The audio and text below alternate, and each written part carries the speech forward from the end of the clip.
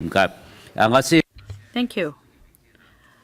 Just to deal with some housekeeping matters, on Tuesday, we should complete Chapter 1, and we're not going to start Chapter 2. I understand the Director of Audit is otherwise engaged on Tuesday, so please rest assured we will be finishing Chapter 1 on that day, and then we'll start Chapter 2 on the 7th of January. I understand Secretary will have duty visit on the 7th. I can do 7th, but not after that. Right.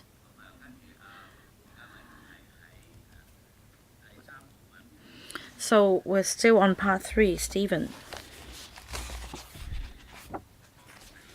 Thank you, Chairman.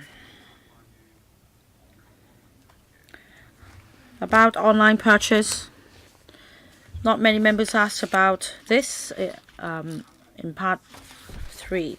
About audit recommendations in paragraph 3.22b, you should step up your effort in microbiological testing, and then response from the government 3.23c, you will increase the proportion of microbiological testing. But if we take a look at the details of the 104 project samples, 度咧有幾多類？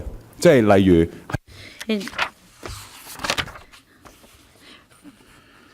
138 surveillance projects, 3,868 food samples were purchased online. I don't know the source of these food samples on the internet, whether it comes from internet forums, advertisements. For example, please private message me if you would like to have mooncake. And what is the manpower spent on this? I'll defer to Dr. Wong to explain this point. Dr. Wong, please speak into the microphone. That's smart, Chairman. Thank you, Chairman. For online food purchase, we attach great importance to that. And the CFS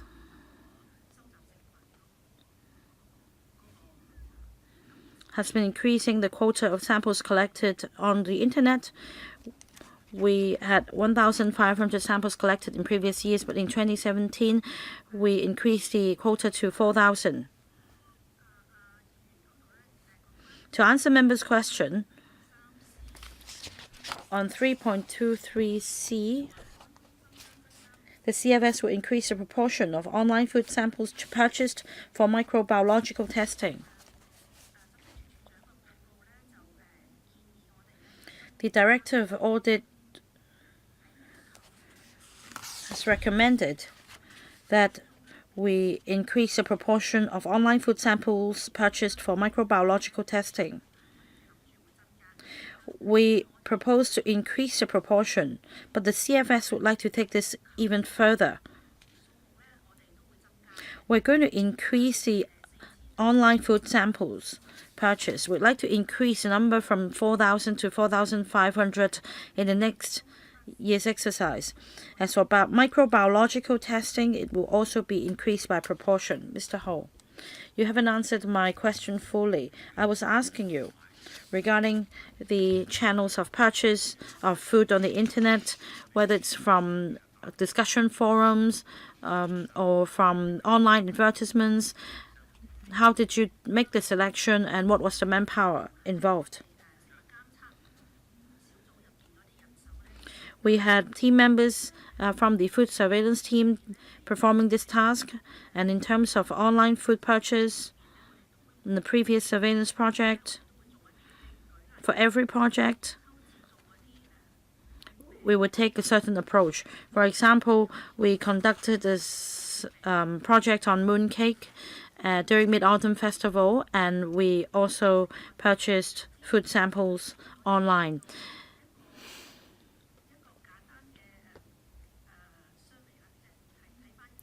In fact, we first of all conducted a simple survey to see the food items for sale on the internet, and we do have a list which is updated on a regular basis. In some other cases, there may be media coverage of certain problematic food items, and we would increase the number of food samples purchased on the internet. So it's interactive. I'd like the administration to provide more information. For example, for 3,868 food samples purchased online for 104 projects, please give us the breakdown of food samples, what categories, because for the previous pages you talked about the percentages for meat, for aquatic products, vegetables, etc. For online food samples, however, you haven't given us this breakdown. In fact, 2 or 3 years ago, sandwiches were popular, and there was an incident about sandwiches. Sashimi is also one of the popular categories. So if you do not have a proportionate or appropriate percentage, I think it would be a waste of resources. I'd like the administration to give us information on this. Do you have information, Dr. Wong? We can supplement the information after the meeting.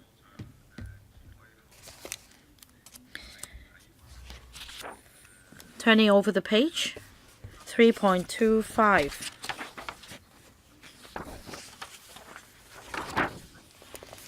Regarding Table 6, Mr. Pt2 asked a question on turnaround times. The breakdown from 0 days to 230 days. Mr. Xu already asked some questions. I'd like to pick up on that. In 2017, for the turnaround time of the testing done for 10 surveillance projects, the details are included in the table. So what happens if there is an emergency? Secretary explained that because of urgent handling of an incident, there would be a time lag between collection of a food sample and return of testing result from the laboratory. How many such incidents were there in the past few years?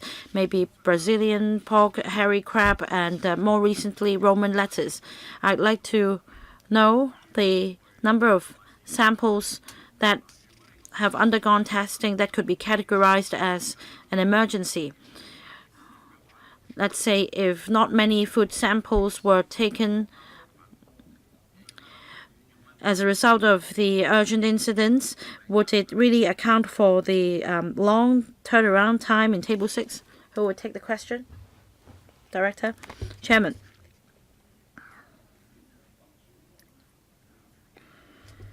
Table 6 refers to food samples in the routine food surveillance program. So Mr. Ho's question was asking about, well, you mentioned the number of samples collected for surveillance projects. Basically, you have this number of laboratories, and because of some urgent incidents, you collected additional food samples for testing. So I'm asking the latter. So in Table 6, how many food samples were involved in these special cases leading to a delay in the turnaround times? Brazilian meat, and that happened in 2017. Eugene, in Table 3, on page 26, Table 3. In 2017, we tested 66,900 plus samples. Some 60 samples of them related to routine food surveillance, and then main projects, seasonal, and then for follow-up projects. There are two figures, and adding these two, they related to, say, a Brazilian meat incident, and then the number of samples collected in 2017, be it food incidents or follow-up projects or following up on food complaints. Of the 60,000 food samples taken, they accounted for 6,000. All right, so supposedly you have done the statistics. So 2015, 2016, and 2017. During those 3 years, well, for investigation of food incidents and investigation of food complaints, how many were there? So 4,000, 5,000 a year. The reason why I asked this, that's because for emergencies, actually, if it happens several thousand times a year, then that should have been added as part of the regular or routine resources that would be needed by the administration. I don't think Table 3 will be able to answer all your questions just now. Well, Table 3 was about 2017. Yes, despite the fact that so many samples have been tested and there were that many special incidents, So you were asking why there were so many delays in Table 6. In particular, in Table 6, there was certain incidents leading to the delays. And then you said that in Table 3, there were some 6,000. So out of the 6,000, how many resulted in the delays? A delay of 60 to 230 days. So for the 230-day case, that was the result of the Brazilian meat incident. But then his question was about Table 6, but then apparently Table 3 cannot address all his concerns. So if you don't have the answer right away, you can go back and take a look. Well, Mr. Ho was trying to find out that in different years in the past, so just use the example of 2017 because he was asking about 2017. And if you don't have a ready answer, please go back and check and give us a reply. It's hard to understand because, well, when it comes to food safety, of course, we would all like to see it well protected. And of course, the public would rely on the administration to do its job. So, Dr. Ho? Well, under the FSP, as the director explained earlier, there were two main types. First would be routine food surveillance. And for those, we follow standard procedures because we know how to make the best use of resources. And next is incident-based. So when there is an incident, we hope that the lab can give us the report as soon as possible because we have to take prompt action. So in both circumstances, the action time would be different. But then Mr. Ho was asking about when the two cross their paths, how it would be shown in Table 6. So he was trying to help you in explaining how and why there was this delay of 60 to 230 days, because these are not routine cases, because of some special circumstances that have resulted in the delays. And if you don't have the replies here, you can go back and check. I'm sure you have the information with you. Next, when compared to other jurisdictions and also other places, you do talk to one another, right? You might have received reports or incidents happening in overseas. For example, in the recent romaine lettuce case, in the US and Canada, the authorities have been asking people not to consume romaine lettuce, and in that case, you also took samples. So what would be done recently on the mainland or in other places? We also had the African pig plague problem. So in Japan, they test for this. So how come we don't do the same?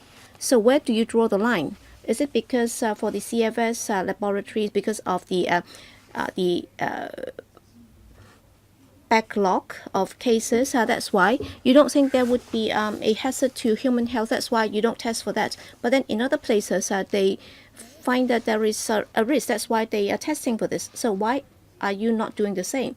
What are the reasons? So who is to answer this? Director? Well, on risk assessment, I'll defer to Dr. Ho. Thank you. Well, under the surveillance program, the first consideration would be food safety. That's why once we are aware of overseas food incidents, we would try to assess whether or not there would be implications on Hong Kong, and then we'll decide if we have to test for that. You refer to the pig incident, as we don't think it would affect us. That's why we have not done the same. So you don't think it would pose any threat to Hong Kong? How come in Japan the health authorities have tested for that? So is it that we are not aligning ourselves with international practice? Well, for other countries, they might have different considerations for the pig case. I think the main concern would be that it might infect the local pig population. But then in Hong Kong, we do not keep pigs, and therefore it's not a health hazard for us. Can you explain? So how come you don't think it's a problem? So you're talking about a swine fever or CSF. Well, Dr. Ho, Well, Chairman, well, for the African swine fever, it spreads amongst the pig population, and therefore there is no risk of it being changed into another species. Well, I do not quite agree with that, says Mr. Ho. But then, if the virus should change species, then if it's spread into Hong Kong, then it's going to be a big problem. All right. I think I'll pause at that time. I'll wait till the next part. Chairman, on part 3, looking at the measures taken by the administration, I think I have no further questions. So I'll see if other colleagues would like to follow up on part 3. Not even Mr. Paul Chair. Okay, so we can now move on to part 4. It's about management of food incidents and complaints. Well, at the start, I'll focus on food incidents, and then on food complaints, I'll leave it to other colleagues. Well, Table 7 sets out the 1,000+ incidents every year. So it's from 2013 to 2017. In terms of food incidents, it's been on the rise. Well, the highest was 1,865. That was in 2015. So 2015 saw the peak, 1,865, and then 2017, 1,713. Still, there is this growing trend. So I just have 2 questions. Well, for such food incidents, when compared to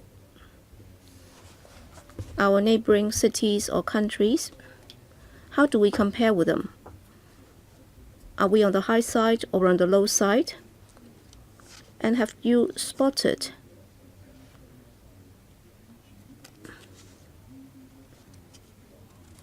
the reasons for this growing trend? What are the main reasons for this growth? So 2 questions. Who is to answer? Well, before you answer the question, can you tell us more about Table 7? You have the FISS. So can you explain a bit more about that? Because not all of us have read it, so they might not be very clear about this. So can you explain to us what FISS stands for? Well, it's a system, so I'll defer to Dr. Wong as to how it works. Dr. Wong? So, FISS, can you explain?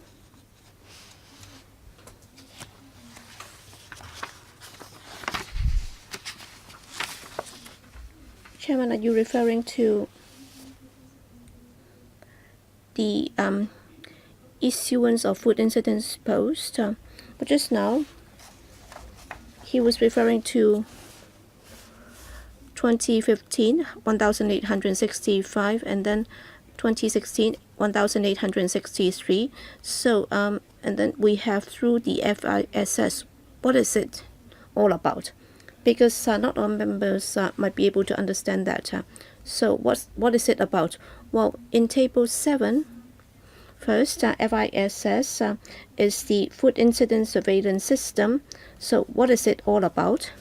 Thanks to the chairman for giving me the chance to explain it. Well, for such food incidents, they are not local food incidents. Well, the CFS, through a surveillance system, would be monitoring closely as to what is happening elsewhere.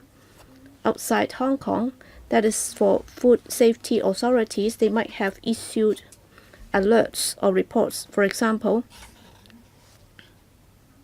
for the romaine lettuce incidents, well, we can browse the local authorities' websites and so on. So every year there are about 1,000+ such incidents. So that's through a monitoring of the websites. So that's a regular day-to-day monitoring.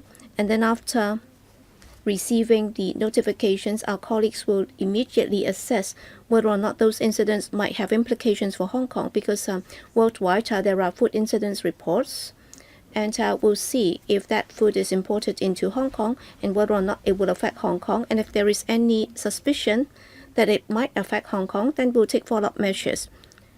And of course, that would also involve what Mr. Ho said, the romaine lettuce incident. So a number of measures were taken in the light of it. So it doesn't mean that for the 1,000+ incidents they happened locally. It's not true. All right, point taken. Now, looking at Table 7, using 2017 as a reference year, 1,713, and in the second half of the table, well, there were 6 rows as to the follow-up action that has been taken. So can the administration explain on item 1? There were 232 cases where you contacted the authorities concerned for further information. So does it mean that for the 232 cases, after obtaining information from the authorities, no further action was taken, and therefore you just close the file? So is it the correct understanding? Dr. Wong. Thank you, Chairman. Thank you, Mr. Leung. Well, the understanding is that, we contacted the authorities in 232 cases for further information. It doesn't mean that the files will be closed at that. Well, for the other follow-up actions, so they are not mutually exclusive. They can overlap with one another. So we contacted the authorities, and then when necessary, we'll be looking at the local scenario, and when necessary, we would be issuing food incident posts or even press release. All right. But then out of these 6 actions taken, if you add them up, it's not 1713. How come? So is it that in some cases there is no need for further follow-up action? Dr. Wong. Thank you, Chairman. Thank you, Mr. Leung. That's true. Well, out of the 1,713 cases, we can see that after looking at overseas information, well, the food item is only popular in the overseas jurisdiction. That's why there is no need for follow-up action. Okay, so they are not mutually exclusive. You just said that. So my question is, there are several actions that have been taken. So in the table, you said that you might issue food incident posts, issuing press release, issuing trade alert. Okay, these are the notifications that you issue in the wake of such incidents. So they are not mutually exclusive. So they might, if there is a serious incident, you might be doing all 3, right? Dr. Wong? Well, allow me to explain a bit further on this. First, on issuing food incident posts, usually when we see that the incident has not happened in Hong Kong, so we don't have that food item available in the market in Hong Kong, but then given the brand name, which is very big or it's very popular, so we do not exclude the possibility that they might have been brought back to Hong Kong by some citizens or residents. That's why we would be issuing this food incident post. It would be uploaded on our website for the public to see, so that they would be aware of such incidents overseas. But then as far as we are concerned, we don't think it has happened in Hong Kong, but then we'd just like to alert the public to this. And then on press release, it means that the food item is available in Hong Kong, and therefore we have to take some measures. For example, there might need to be a recall or other measures. So we will be issuing a press release, and for incidents that are included in press releases, they would involve local food items. All right. What about trade alerts? So for the wholesalers and retailers. All right, for press release and trade alert, so is it that they are also not mutually exclusive? Dr. Wong? For trade alerts, usually the food item is prepackaged, and then there is a need for the trade to be alerted to it. In those cases, we would issue trade alerts in order to alert the trade to be more mindful of that. For example, in the EU case, the eggs from the EU, they have been contaminated, and in that case, we would issue a press release as well as a trade alert. So both would be done. Okay? The final action was conducting food recall exercise. In other words, the food item is available in the market. So for food recall, is it that the food item is available at the retail level? Or are you referring to the wholesale level and retail level? So will the recall be done at both the wholesale and retail level? Dr. Wong, thank you. Correct. If it's available in the market, whether it's at the wholesale or retail level, we will look at the nature of the food incident. When necessary, we will do a recall. And of course, a food recall would involve two aspects. First, we might mandate the trade to recall it. In some cases, it might have been a voluntary recall by the trade. Okay, there is an outstanding question that you asked in the first round. All right, in 2017, when compared to 2013, how did we compare with our overseas counterparts? Is our situation more serious or what when compared to our neighboring cities and countries? Do you have the information with you, Dr. Wong? Well, for food incidents, so it's been identified through the FISS. We are referring to overseas incidents. So some of these cases might have affected Hong Kong, but then the FISS itself is a system to monitor overseas incidents. How many of them are local cases? If they have to do with Hong Kong, for food incident posts, obviously those would have something to do with Hong Kong. That's the reason why we issue such posts. Okay, the first thing that I'd like to ask is about the food recall situation. If you have to go for a food recall, obviously it's a serious matter. And then when I look at table 9, there were 23 recall exercises in 2017. And of course, the best situation was that you managed to recall 100% of the products. But then in some other cases, it's not the case. In other words, some of the products would have been consumed by the public. So that's not desirable. So how come when you conducted the recall exercise, the situation is so undesirable? In some cases, only less than 10% were recalled, or less than 30%.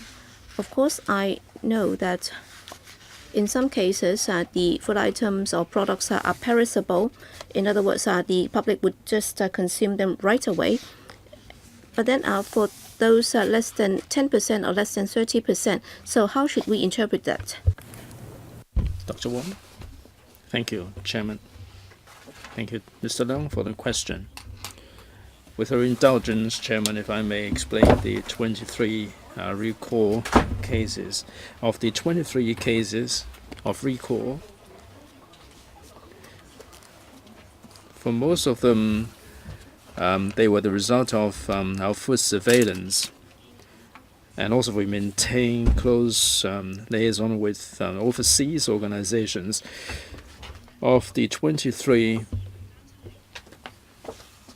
under the FISS, we spotted 11.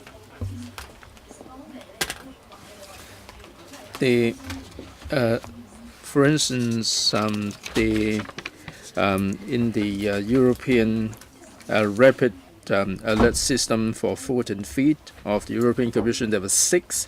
We also have notifications from other places and also the media.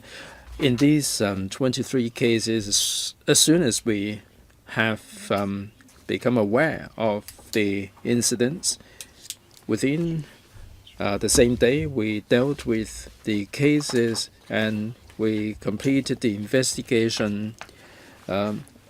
Either we issued press releases or we dealt with them in different ways.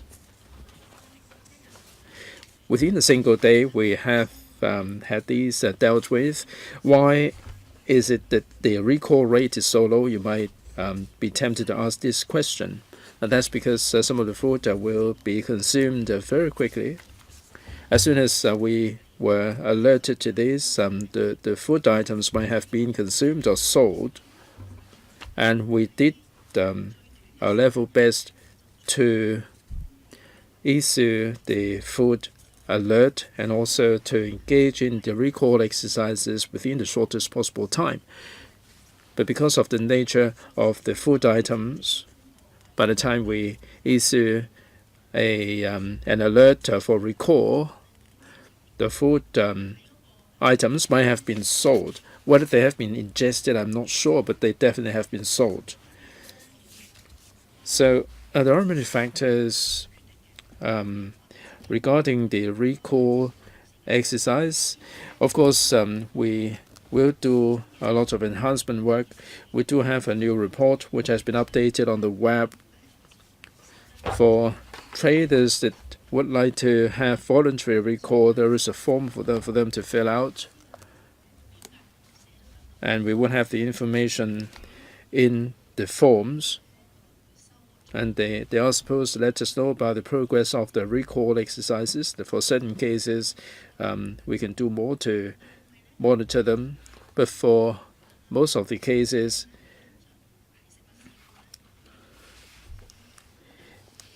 we would deal with them within 24 hours in terms of investigation, Mr. Leung.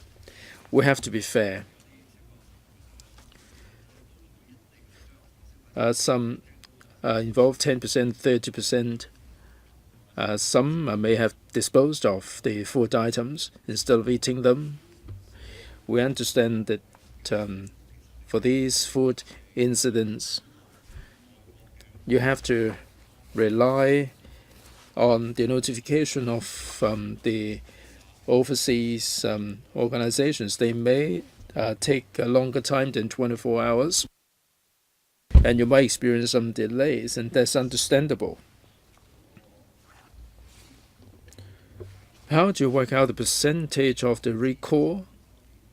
Of course, you know how. What denominator would you use in working out the recall amount, Dr. Wong? Yes, the denominator. Now, let's say there is a consignment of items, that would become the denominator.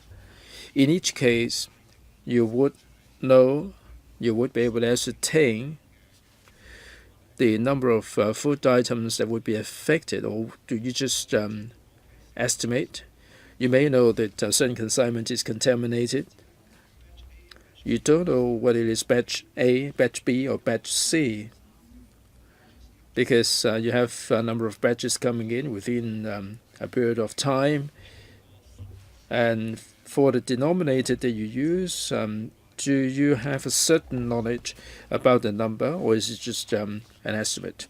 Dr. Wong. Thank you, Chairman. Thank you, Mr. Leung. For instance, if we are notified by the European Commission, then the authority is aware of the number, and we do have a specific quantity of the food items. We would adopt the information in the notification. There are certain notifications which don't have complete information, and we would approach the supervising organizations about the number of items or the quantities, the batch numbers. They do have this kind of information. And we would normally adopt the notification data, Mr. Leung. So when you use the information, it would be pretty accurate, isn't it? Dr. Wang, you might wish to refer to para 4.9.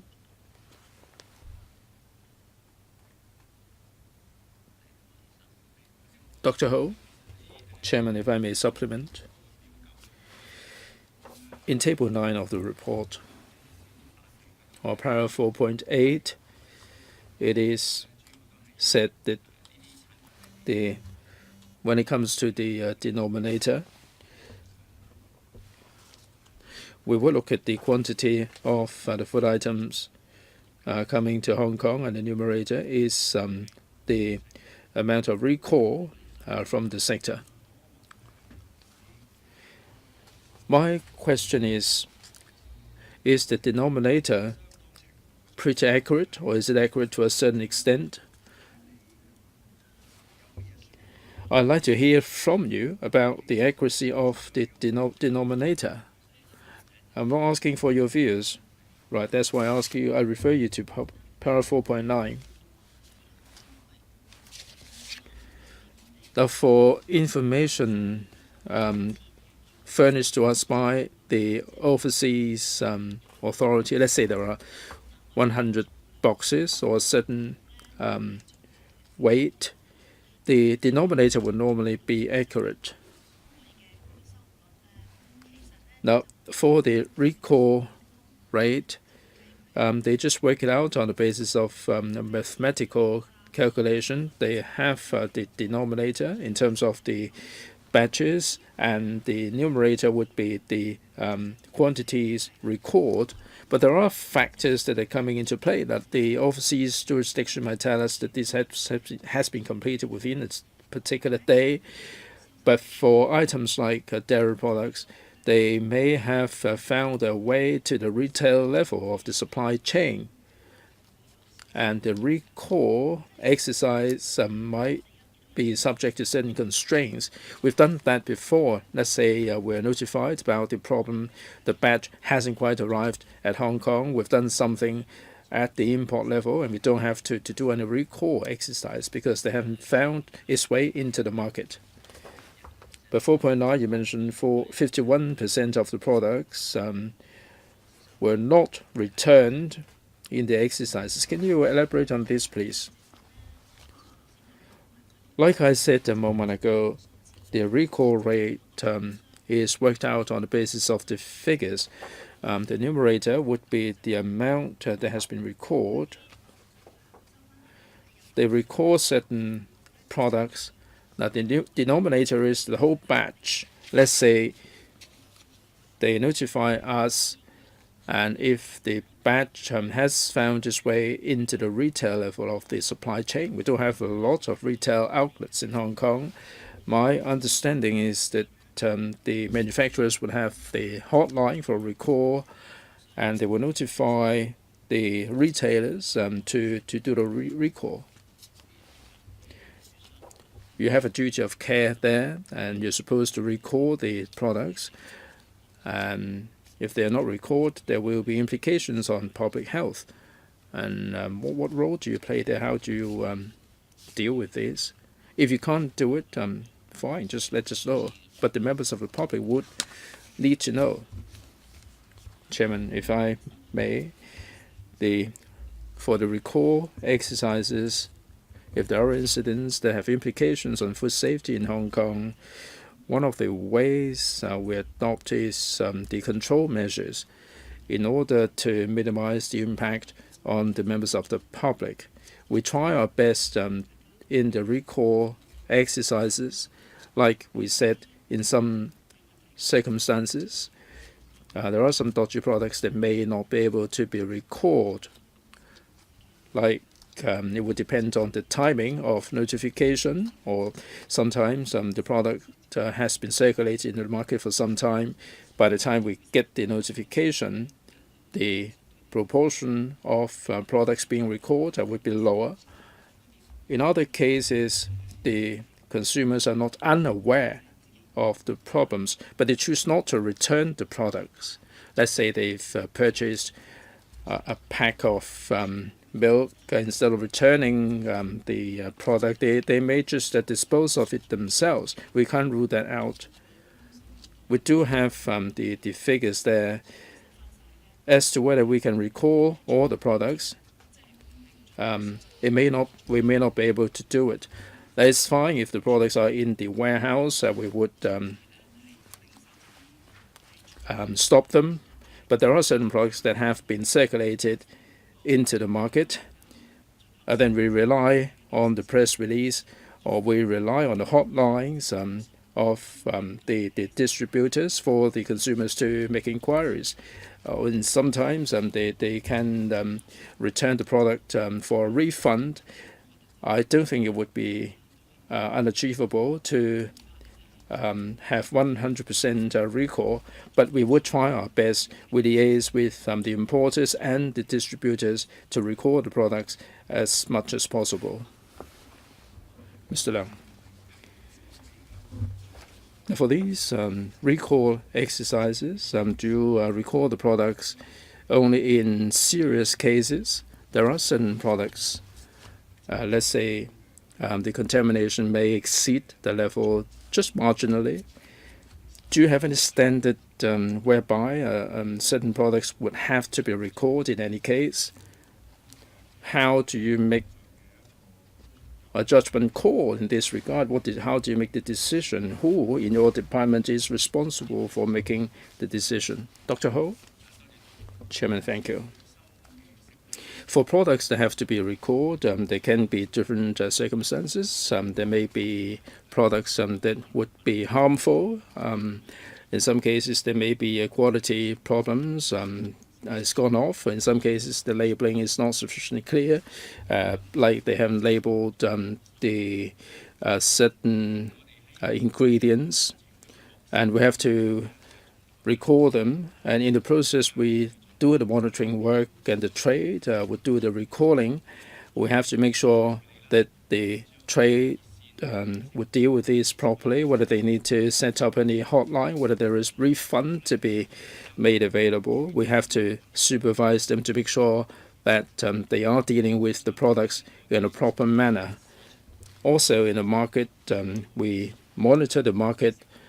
We have to ascertain whether the products have been recalled, whether they are still commercially available in the market. Well, I appreciate that. I understand you have certain standards to observe.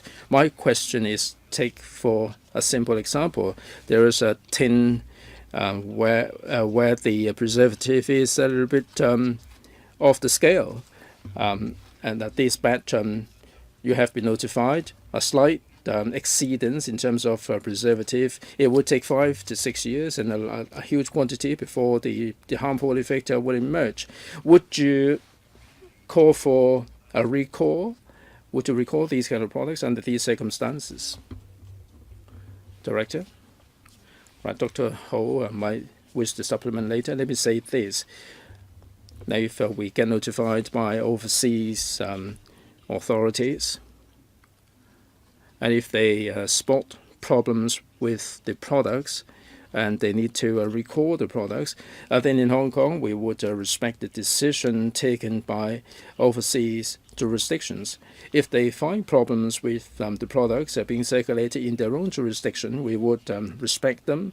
If they think that their residents are not supposed to consume them, then in Hong Kong I don't have any reason to doubt their judgment. Dr. Ho? Chairman, a recall would depend on whether there would be any harmful effect on members of the public. For certain products, if there is a marginal exceedance, we would take enforcement action without necessarily having to recall them. I will spend a couple more minutes, 4 to 5 minutes.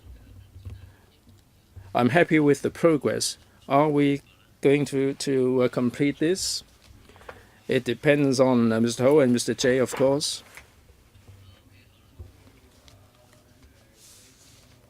We try our best, Chairman.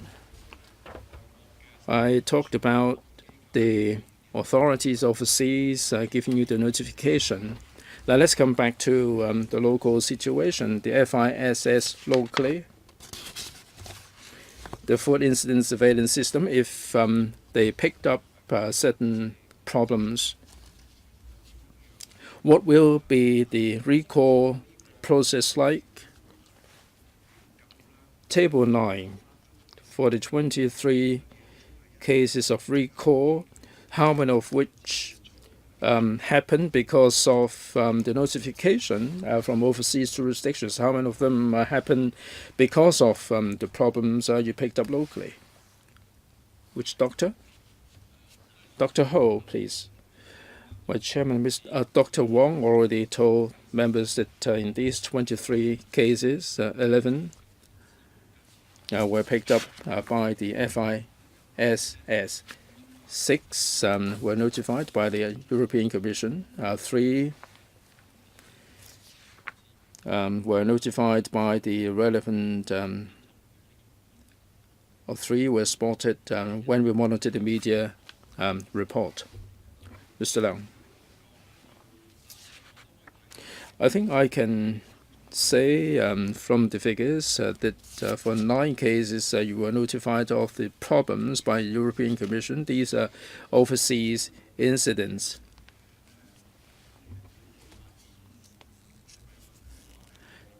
Now, whether the recall rate is high or no, or has it got anything to do with overseas notification? Do you have a higher or lower recall rate for products that are manufactured in Hong Kong? Dr. Ho? Chairman, we haven't done this kind of analysis. Dr. Wong? Chairman, I'd like to take this opportunity to explain that for these 23 cases, they were recalls triggered by the monitoring system, let's say European Commission eggs and Brazilian meat and so on.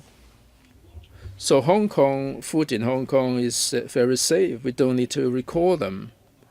I don't quite understand why recall exercises are only triggered by overseas jurisdiction. Dr. Wong? If I may, Chairman, the Director of Audit presented this table, and for Table 9 and also for the cases, Table 9, it is about the monitoring system of overseas incidents. We do have a lot of recalls, although they are not here. 4.2A1 FISS, of course, covers overseas jurisdictions. It also covers media reports. The media reports cover Hong Kong incidents. If someone has purchased something from a local market and suffered from diarrhea and vomiting, this is not in the FISS, is it?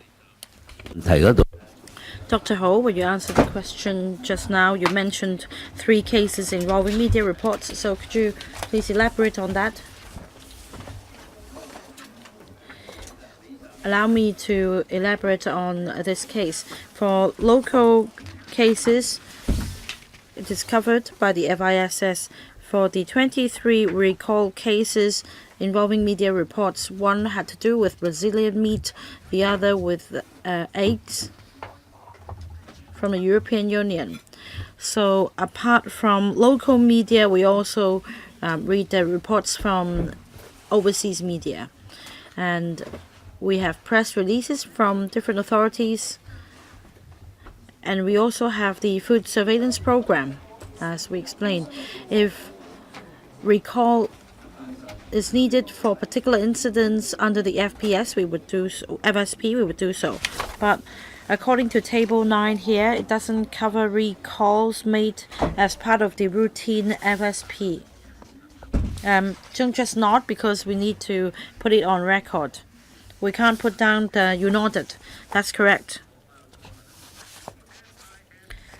All right, let me ask about the FISS. It doesn't include surveillance. Sorry, wrong terminology. Not surveillance is a sensitive word, but monitoring of local media reports. Should I put it this way? Dr. Ho. Concerns on media reports. Thank you, Chairman. We read the daily media reports and take immediate follow-up action.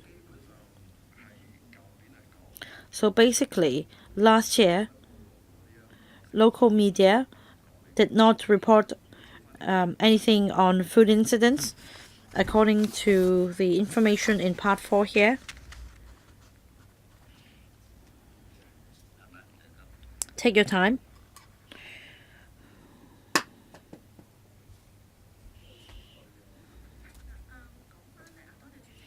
Thank you, Chairman. About these 20-odd recall exercises in the table, they related to, indeed, the overseas incidents.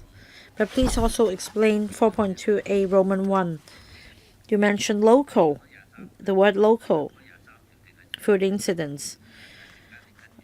Were they included in the 24 recall exercises or what?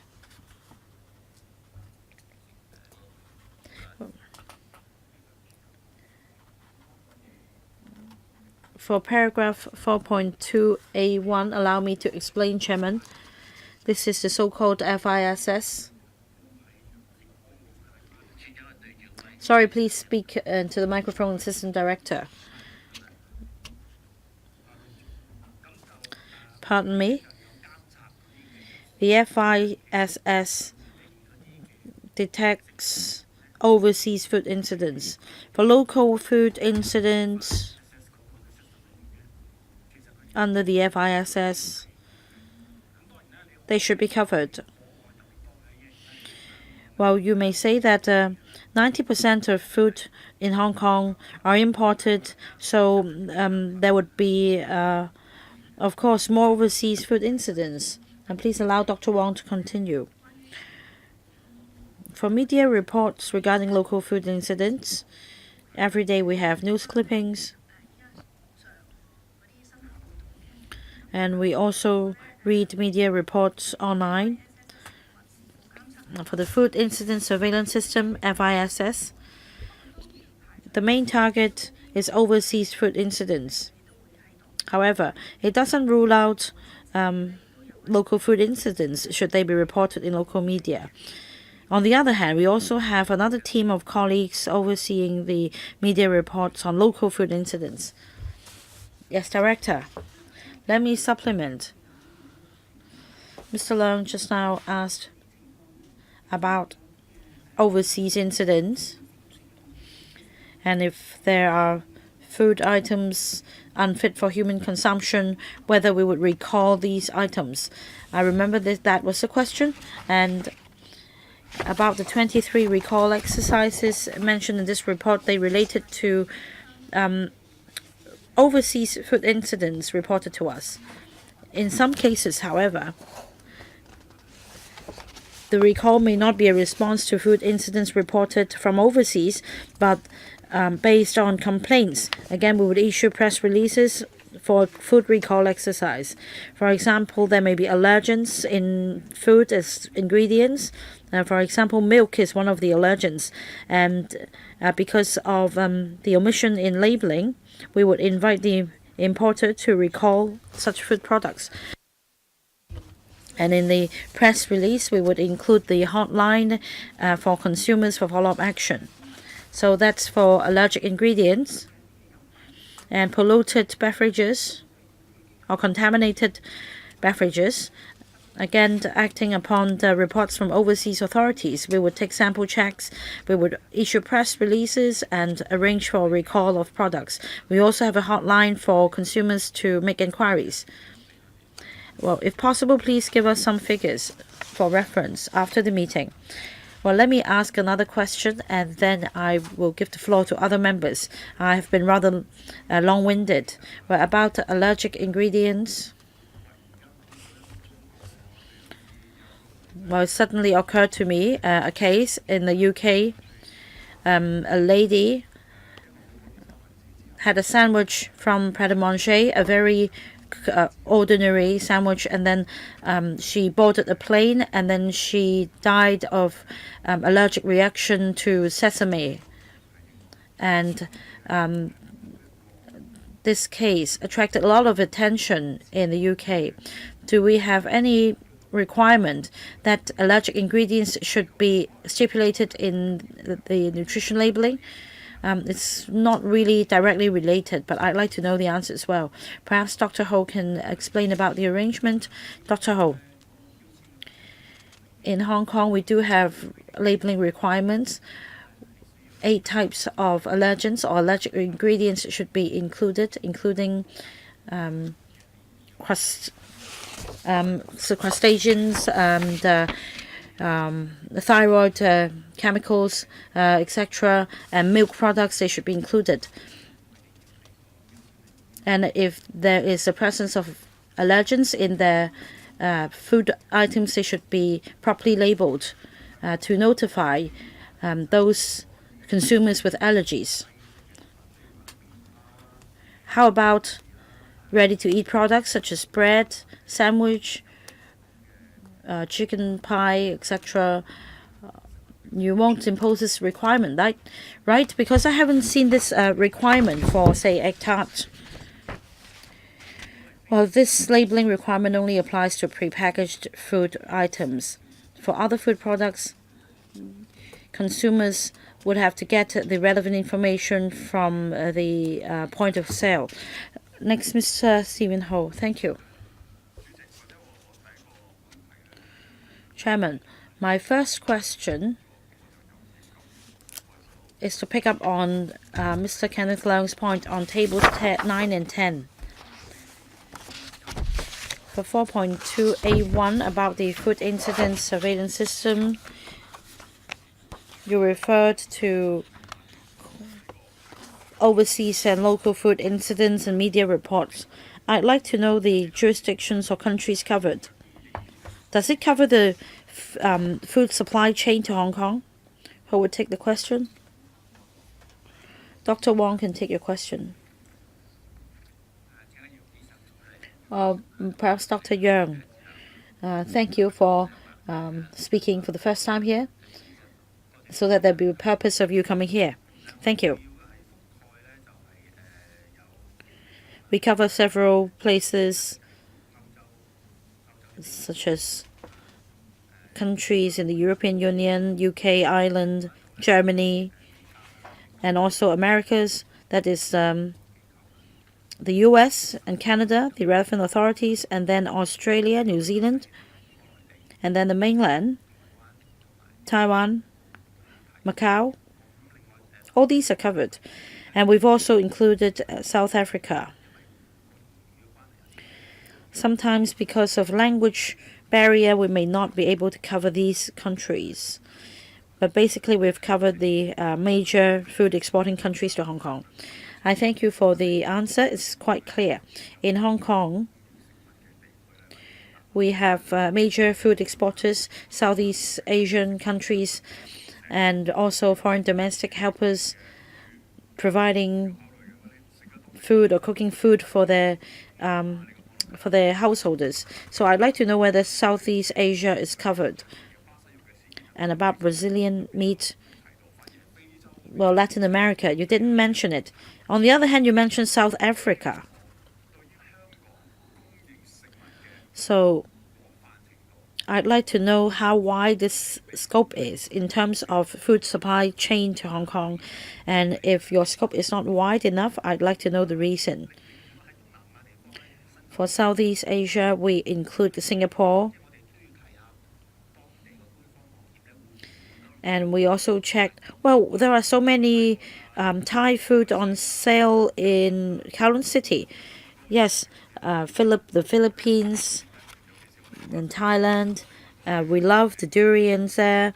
And what about Brazilian meat? Was it detected under your system? As I mentioned, for Southeast Asia, Singapore is included. We consider different matters such as language barrier. For example, on the official website of the authority, we may not understand the language that they use. And also, we consider the information available on the website of the authority of that country. But apart from screening websites, we have other channels to obtain information. The WHO, for example, they have an InfoSend.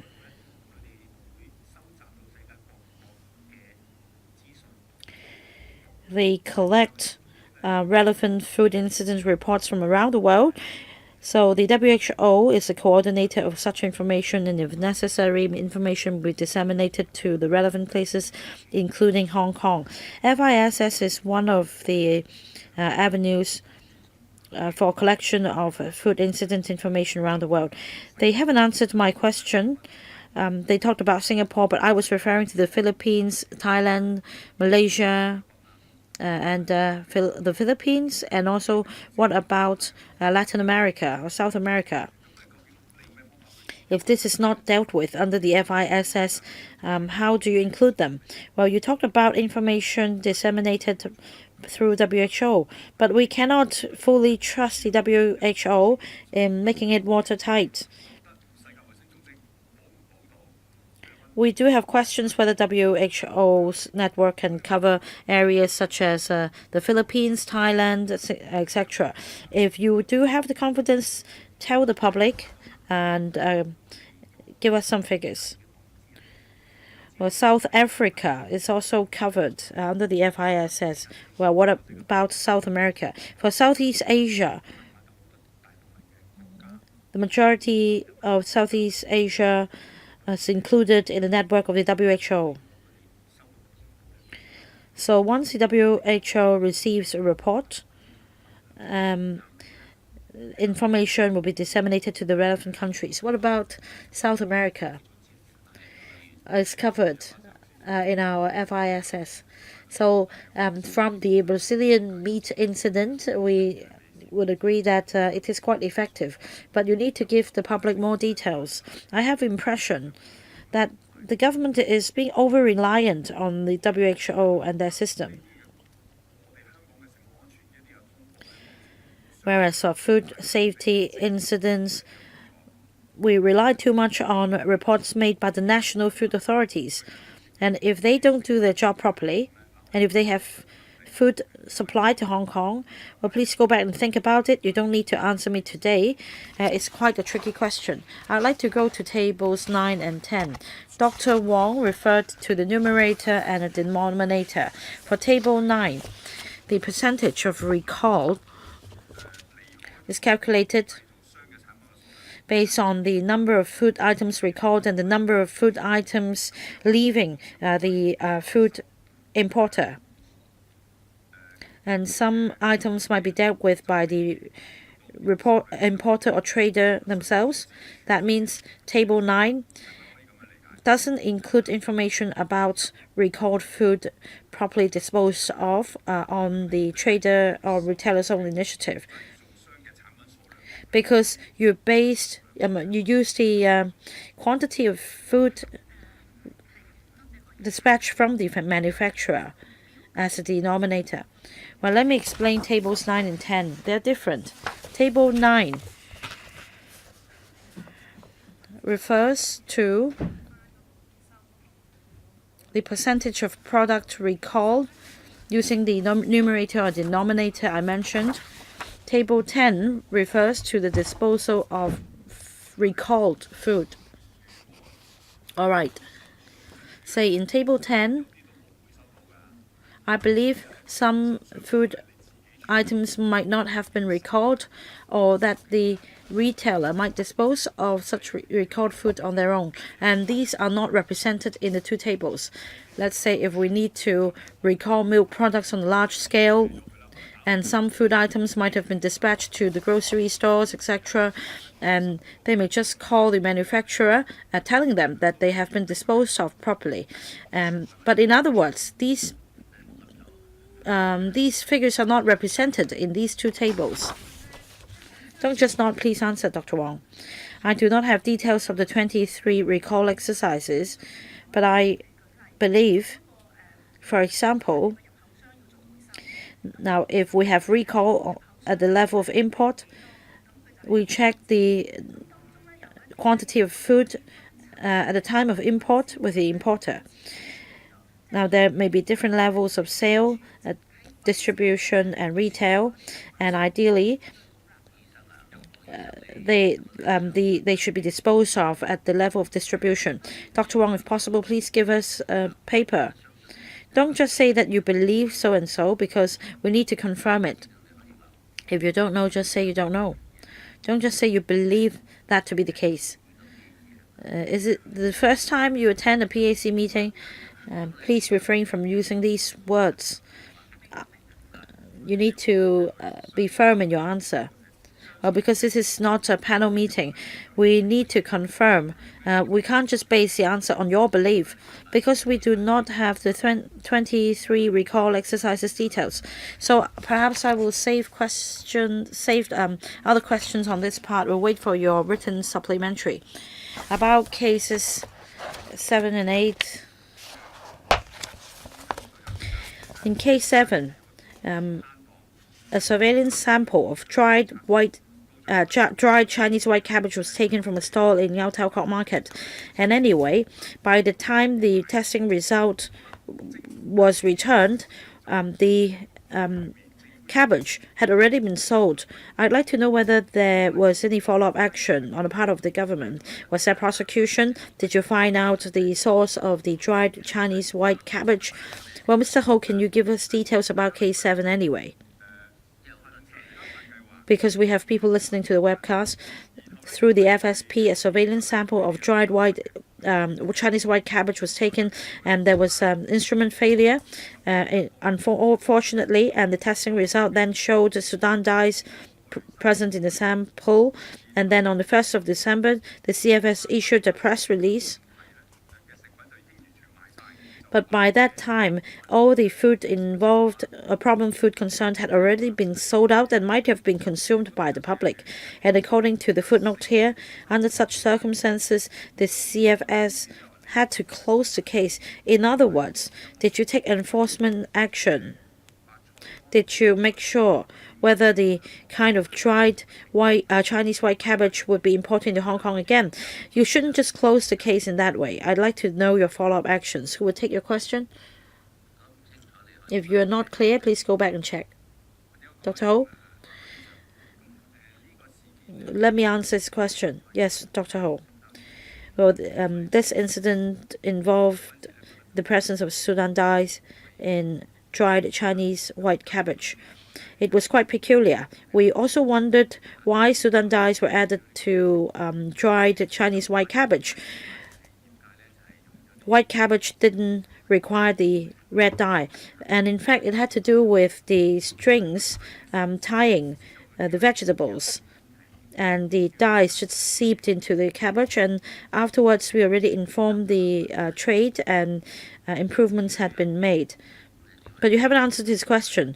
So what happens afterwards? To make sure that such strings must not be used. But did you take further samples for testing? What was your follow-up action? You informed the industry, that's true. But did you take follow-up action by performing tests? Of course, you closed this particular case. You recommended not to use that particular kind of string. But did you conduct another check 2 weeks later to see whether strings were used again? If you haven't done anything, just tell us and see what happens in the future. The way you answer the question simply make it difficult for us to compile the report. Okay, so I'll have to go back and check. Okay, on case 8. Similarly, it's about mud crabs. So they've used banned pesticides, and then several days later, it's again an unsatisfactory result. But then there was no announcement as to why there was this delay in announcing the result. So can you explain that here, Dr. Wong or Dr. Ho? Well, I'm sure you know these cases very well, because, well, you have compiled reports on these cases. Yes, Director?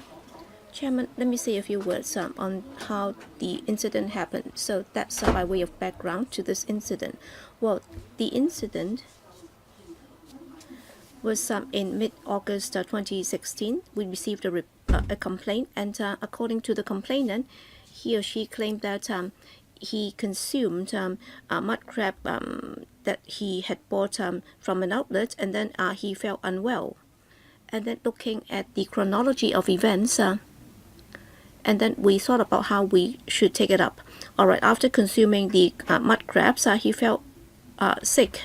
And then our colleagues spent some time to look into that. And then by late September, the investigators submitted the case to a food complaint risk assessment team under the CFS, and that was set up in mid-2015, and precisely it had been set up to deal with complaints like that, and also how complaints should be followed up so that the team would be able to give expert advice. So they had been having daily meetings, and is led by a directorate grade officer, and the team then gave advice on this. It's suspected that the mud crabs involved might have had pesticide residues on it, and that's why it suggested that samples be taken from the mud crabs concerned, and the sampling officers went to the market store involved to try and take a sample, and then the sample would then be sent to the laboratory for testing. But then, throughout the complaint procedures, our colleagues were of the view that, under the established procedures, the complainant would have been involved or informed of the procedures or the measures that had been taken. So would that be necessary under our guidelines? Would there be flexibility as to what needed to be done? Well, what followed next was that our colleague had not been able to contact the complainant to inform him as to how we intended to deal with the case. As a result, there was some delay in dealing with the case up until the time, because we had not been able to contact him, and then in the course of that, as we had not taken the sample, so we went to the market to try and take a sample, as mud crab is a seasonal food item, and when we tried to get the sample, we have not been able to do that. We were not able to do it at all. As a result of that, the whole procedures were stuck. And then by mid-December that year, number one, our investigating officers managed to contact the complainant successfully, and then in the market, at one of the stores, we managed to find a mud crab sample. So we successfully took the sample and we sent it to the laboratory for testing, and then the laboratory, about a month later, completed the testing on the chemicals analysis in the sample of mud crab, and in the report it says that the sample contained a pesticide that's a veterinary pesticide, and it should not have been used in Hong Kong, and that was already in mid-December. And please note that when our colleague took the sample from the market, it's a surveillance sample, and there was also this enforcement sample. So he took the surveillance sample. In other words, it was not taken in the strictest manner possible under the law. And if we were to take enforcement action by using a surveillance sample, there would be problems. That's why once we spotted that there were problems in relation to this sample, our colleague immediately went to the market store to try and take an enforcement sample. In other words, we had to go to the retail outlet or the retailer, and then we took we have to take 3 samples, and that has to be done in a very strict manner, because we have to prepare for the eventuality of going to the court in the end. But then when we tried to take that sample, he was not able to do so. And then in early February the following year, he was able to take the sample then. And we also thought about this. How come there was no announcement at all? Because the sample result was already found to be problematic with pesticide residue. How come we did not announce that? Well, our colleague said that if we had announced that at the time without taking the enforcement sample, that might affect our ability to take the enforcement samples, because the retailer involved might have been alerted to that, and when we try to take the samples, well, he would not be prepared to sell the crabs to us. He would just cover up, and he would just take away all the crabs concerned. So that's because we have not been able to take the enforcement sample. That's why we did not announce it. And then by early February, on the 10th of February 2017, after we managed to take the sample, and after we have been able to send it to the laboratory for testing, and then that sample was found to be okay. That's why through this sample we have not been able to take further action to follow up on this case. But then after taking the enforcement sample successfully, on the same day before the report from the laboratory was available, we already announced the fact that the surveillance sample was unsatisfactory. So we announced it to the public already. So that's the chronology of the events on this case. So that's by way of background to this case. And of course, looking back in hindsight, throughout the process, there are areas that leave something to be desired. For example, point number 1, our colleague, when he received a complaint, when he had no idea as to what needed to be done to follow up on, he should have referred the case to the assessment panel. That's the food complaint risk assessment panel, so that he would be able to get professional advice in the first instance in order to know what needed to be done for follow-up action. And secondly, upon getting or taking the sample, given the fact that it's a seasonal food item, so after that incident we issued guidelines to our colleagues. Well, it's difficult to swallow. Alright, we issued guidelines to our colleagues so that in the future, when it comes to seasonal food items or samples, we should immediately take an enforcement sample. So for what followed next, I'll defer to Dr. Wong. Thank you, Chairman. In this particular case, actually, we reviewed the case and we took a number of improvement measures, because we have to look forward, because it's a food complaint incident, so there is room for improvement in dealing with the case. So what have we done? Well, for seasonal food items, we would take enforcement samples right away upon receipt of such complaints.